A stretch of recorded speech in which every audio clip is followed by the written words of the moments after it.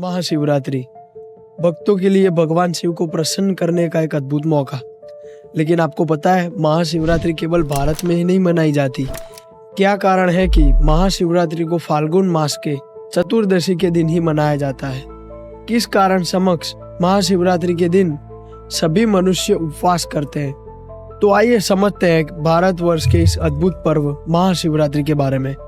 तो इस वीडियो में मेरा वर्णन सभी ग्रंथों और पुराणों में उल्लेखित कथाओं के आधार पर होगा, जिसमें मुख्यत्वे महाशिवरात्रि को लेकर 3 कथा का उल्लेख किया गया है। नीलकंठ कथा समुद्र मंथन अमृत प्राप्ति करने के लिए योजाई गई एक प्रक्रिया थी, जिसमें देवी देवताओं और असुरों के बीच वासुकी नाग को रस्सी के स्वरूप उपयोग कर यह घटना हुई थी। लेकिन अमृत प्राप्ति के साथ हलाहल नामक एक विष उत्पन्न हुआ था, जो कि पूरे ब्रह्मांड को नष्ट करने की क्षमता रखता था।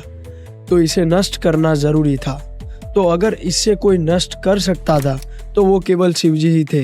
भगवान शिव ने ब्रह्मांड की सुरक्षा के लिए इस विष को अपने कंठ में रख लिया था, जिसकी वजह से उनका गला नीला पड़ गया था। इसी कारण से भगवान शिव को हम नीलकंठ के नाम से भी जानते हैं। भगवान शिव के उपचार के लिए सभी ऋषियों ने देवताओं को भगवान शिव को रात भर जगाए रखने की सलाह दी। शिव जी को जगाए रखने के लिए सभी देवताओं ने संगीत बजाया और नृत्य किया। सुबह हुई, भगवान शिव इस भक्ति से प्रसन्न हुए और उन्होंने सभी देवी देवताओं को आशीर्वाद दिया। तभी से इस दिन को महाशिवरात्रि के रूप में हर वर्ष मनाया जाता है और माना जाता है कि सृष्टि का पहला दिन यहीं से प्रारंभ हुआ था। शिव पार्वती विवाह की कथा। पौराणिक कथाओं के अनुसार माँ पार्वती ने शिव को पति के रूप में प्राप्त करने के लिए कठोर तपस्या की थी। उनकी भक्ति और तपस्या से प्रसन्न होकर शिवजी ने माँ पार्वती को अपनी पत्नी के रूप में स्वीकारा था और दोनों का विवाह महाशिवरात्रि के दिन ही हुआ था। इसलिए यह दिन शिव पार्वती के मिलन के स्वरूप में मनाया जाता है। अर्थात इस दिन सभी भक्त रात्रि जागरण करते हैं और उपवास भी करते हैं। शिकारी कथा। एक बार माँ पार्वती ने शिवजी से पूछा कि मृत्यु लोक के प्राणी आपका आशीर्वाद कैसे प्राप्त कर सकते हैं। तभी शिवजी ने शिकारी कथा का वर्णन किया था। वो वर्णन कुछ इस प्रकार था। एक शिकारी था जो जंगल में रहता था और वहीं पर अपना गुजारा करता था। महाशिवरात्रि के दिन शिकारी जंगल में शिकार करने के लिए भटक रहा था, परंतु उसे कोई भी जानवर नहीं मिलता है। रात हो गई। भूखा प्यासा शिकारी एक बिलवा पेड़ के ऊपर चढ़ गया, क्योंकि जंगल में रात को जानवर का खतरा होता था। परंतु शिकारी को यह नहीं पता था कि जिस पेड़ पर वो बैठा है उसके नीचे एक शिवलिंग है।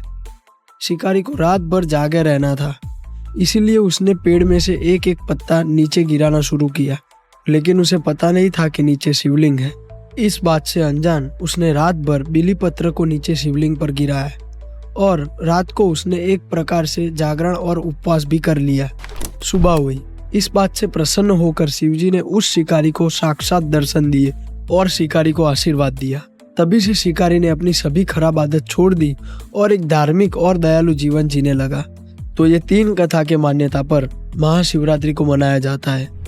महाशिवरात्रि के दिन सभी भक्त उपवास और जागरण करते हैं। वे शिवलिंग पर दुग्धाभिषेक और जलाभिषेक करते हैं। सूर्योदय के समय सभी भक्त पवित्र स्नान करने जाते हैं। इस दिन शहद, सिंदूर, पानी, दूध, बिलीपत्र आदि चीजों से शिवलिंग का अभिषेक किया जाता है।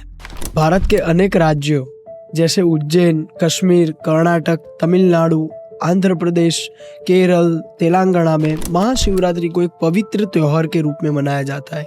भारत के पड़ोसी देश बांग्लादेश और नेपाल में भी बहुत ही धूमधाम से मनाई जाती है और भक्त भी पूरे आनंद और उल्लास से महाशिवरात्रि के त्योहार को मनाते हैं।